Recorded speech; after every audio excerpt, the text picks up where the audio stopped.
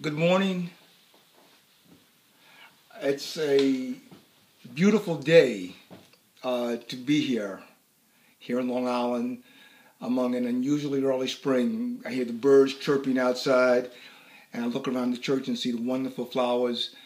And in the spirit of the music that we have been blessed with this morning, I realize that this is Dorothy's place. Here we are in the United Methodist Church. The songs that I grew up singing and the songs that she sang so well. I wasn't at her Carnegie Hall concert, but I have heard her sing many times since. Dorothy is very much with us today, and I'm glad to be here among you. Dorothy Duncan was a gift to all of us who knew her. Above all, she was a great wife to Eustace and mother to my best friend Basil. She often referred to me as her other son, and I was honored to have that designation. I could not imagine a couple more perfectly matched than Dorothy and Eustace. Most of us go through life looking for a perfect partner like Dorothy, and few of us ever have the good fortune to find one. I feel the loss from my life, but I want to thank Paula and Basil and Eustace for having shared Dorothy with me. She was one incredible woman, and she will be missed.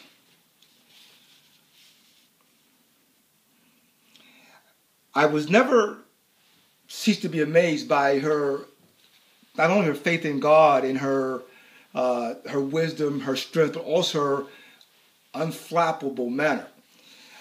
Just before, the day before Paula and Basil were to be married, and the day of the rehearsal, I found myself in Tokyo trying to get back in New York in time for the rehearsal.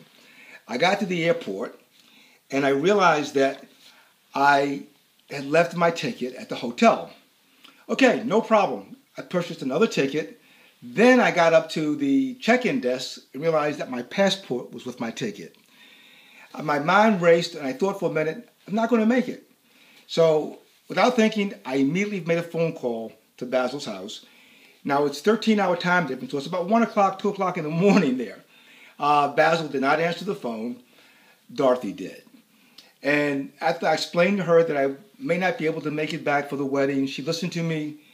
And then, out of nowhere, it just said, "Roland, are you all right?" And I thought, she's asking me how I am. Great deal. Because I, at that point, was more worried about how embarrassed I was. But she took it completely out of that context, and she said, "Don't worry, this is going to work out. Something will happen to get us through this." While we were talking, a young woman walks up to the check-in station and says, "Are you Mr. Nicholson? I have your passport and your ticket." Somehow, as Dorothy overheard this, as I'm having this conversation with the young woman at the airport, I could almost see her smiling. And I realized that she may have had something to do with us, but that every little thing was going to be all right, and it was.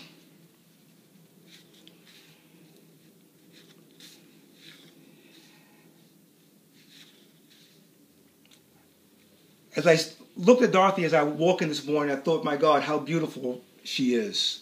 This is a woman that has been radiant and is still radiant today here with us as we prepare to say goodbye to her. The Buddha taught us that even death is not to be feared by one who has lived wisely, and Dorothy lived such a life.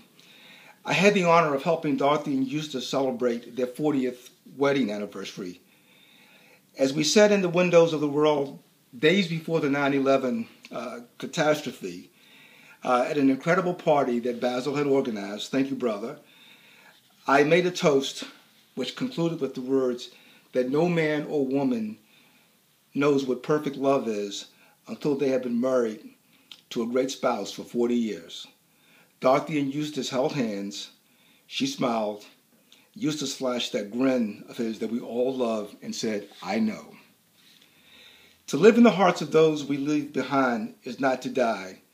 Dorothy, you will always be here. Thank you very much. Thank you.